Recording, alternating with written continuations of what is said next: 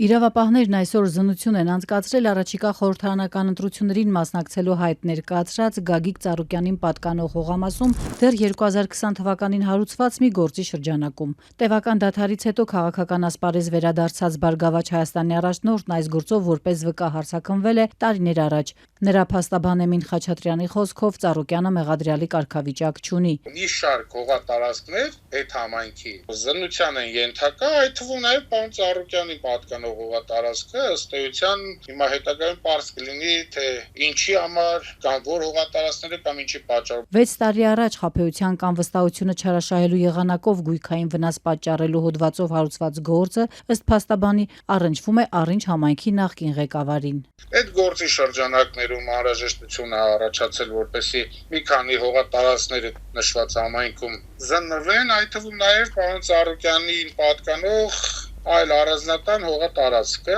ըստ էության այդ գործողությունն է կատարվում, այսինքն խուզարկություն չի կատարվում ու այդ գործի շրջանակներում կարծում եմ, որ փորձագետներին անհրաժեշտ է ուղղակի մի քանի չափային տվյալներ, կարծում լուսանկարներ, որոնց օգնությամբ հետագայում փորձագետի եզրակացություն պետք է տրվի։ Փաստաբանը վստահեցնում է, այս գործը չի առնչվում Ծառուկյանին, նա այսօրվա քննչական գործողությանը չի մասնակցել։ Այնտեղ որպես այդպեսին պարոն Ծառուկյանի ներկա լինելու անհրաժեշտություններ չկա։ Ինչու են իրավապահները 6 տարի առաջ հարուցված գործով միայն հիմա զննություն է անում։ Քննչականից այսօր հրաժարվեցին մանրամասներ հրապարակել, բայց ազատության տվյալներով գործն առնչվում է հենց Ծառուկյանին։ Իրավապահների քննության առարկա է նրա ընտանիքին պատկանող Առինջ մոլի հողատարածքների հարցը։ Վարչապետի պաշտոնին հավակնություն չունեմ, ցանկություն չունեմ։ Ես վարչապետի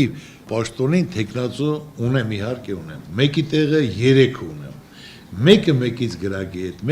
մեկից ուժեղ, պատրաստված։ Մեծահարուստ գործարարն օրերս հայտարարեց, թեև վարչապետի պաշտոնին չի հավակնում, բայց իր քաղաքական նոյան տապանն է կառուցելու, որտեղ կհամախմբի տարբեր ուժերի ներկայացուցիչների։ Վերջին օրերին իշխանականները ակտիվորեն խոսում են Ծառուկյանից, հայտարարելով, թե թույլ չեն տալու, որ օլիգարխները իշխանություն վերցնեն։ ԲՀԿ առաջնորդի քաղաքական թիմից այսօր չցանկացան հրապարակային տեսակետ հայտնել այսօրվա զննության վերաբերյալ, սակայն չբացառեցին ընտրություններին ընդառաջ քրեական գործերի ակտիվացումը։ Ինպես մարդուն ինչ ա պետք։ Ամեն ինչ ունեմ։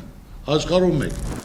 69-ամյա Ծառուկյանը, որ Հայաստանի ամենահարուստ մարդկանցից մեկն է, այս պահին մեղադրյալ է 2 գործով։ Մեկը դատարանում է 2023 թվականից։ Դրանով նա մեղադրվում է 2017 թվականի խորհրդարանական ընտրությունների ժամանակ իր կուսակցության օգտին 90 միլիոն դրամ ընտրակաշառք տալու համար։ Երկրորդ գործը վերաբերում է դատարանի որոշումը չկատարելուն։ Երկուսով էլ մեղքը չի ընդունում։ Այս մի քրեական գործը կապված է քաղաքացիական դատարանում դեռ 2023 թվականից քննվող ապօրինի ծագում ունեցող գույքի գործի հետ։ Գլխավոր դատախազությունը պնդում է, որ մեծահարուստ գործարարն իր ունեցվածքը ձեռք է բերել ապօրինի ճանապարհով։ Դատարանն արգելանք էր դրել նրա ունեցվածքի վրա, ինչը նշանակում է, որ Ծառուկյանը չէր կարող այն վաճառել, բայց ինչպես դատախազությունն է պնդում, Բուլղարիայում գրանցված Գորնաբանյա շշալցման ընկերության ավելի քան 98% բաժնեմասը, որ պատկանում է գործարարին ու նրա կնոջը, Ծառուկյանները վաճառել են ավելի քան 23 միլիոն եվրոյով, այսինքն ըստ դատախազության իմանալով, որ Սոֆիայում գտնվող գույքը եւս արգելանքի տակ է, Ծառուկյան ամուսինները խախտել են դատարանի որոշումը։